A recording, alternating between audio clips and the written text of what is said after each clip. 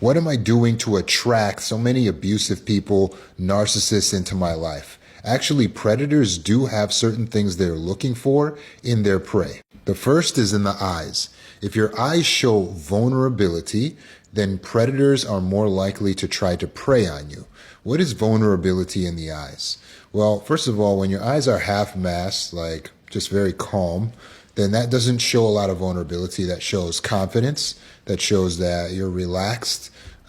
Whereas if your eyes are open, where there's a lot of white of the eyes, and your default expression is a lot of just wide eyes, so you're walking through the streets with very wide eyes, this indicates fear.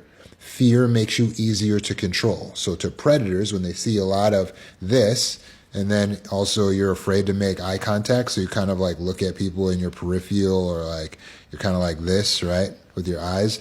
This makes you look more vulnerable to attack. Along with that, the eyebrows being turned up, right, with the wide eyes, and just that puppy dog scared expression. Yeah, that's vulnerability.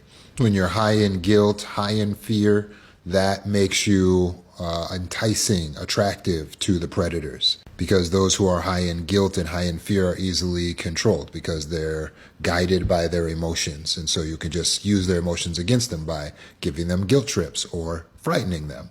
So a predator thinks, oh, if I go up to someone like her and say that I have a weapon, and you understand, they feel that they could probably get there because you look like a fear-driven person. Next is going to be your body language, which is your posture and the way that you walk. So if you tend to be like hunched over, again, it's kind of like this fearful type stance, and that's how you tend to walk around. This is how you tend to hold yourself instead of adjusting the posture. A little more chest out, a little more calm, relaxed. The way that you're walking is not like you're disinhabited in your body, but you're deliberate, smooth in the way that you walk. Not afraid to make direct eye contact with someone without losing that half mast of the eyes.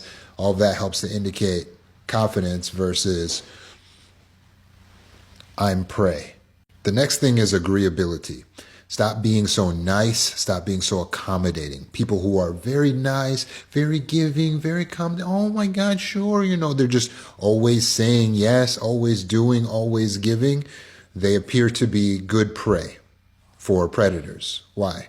Well, because you're always going to give the most. So that means that I can get into a relationship with you that will be unequal, where I won't have to give as much as you're giving. And that's what a predator would be attracted to. So stop trying to make everyone happy, make everyone feel good, make everyone comfortable. Someone says, I'm hungry. You're like, oh, you want me to run across the street and get you something? Do you want some water? Doing all of this, it might seem to you that you're being a good person, but what you're being is a good target. It doesn't mean you have to be mean to not be a good target. You just need to stop being so nice.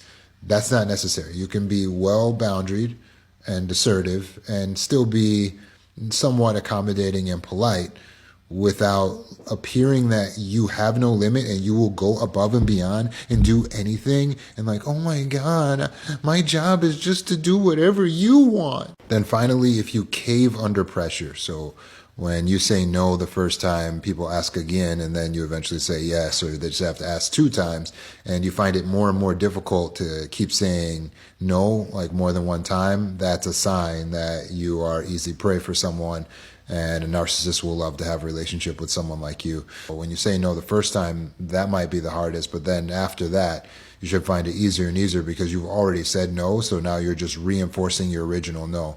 You shouldn't ever buckle under pressure when it comes to your boundaries.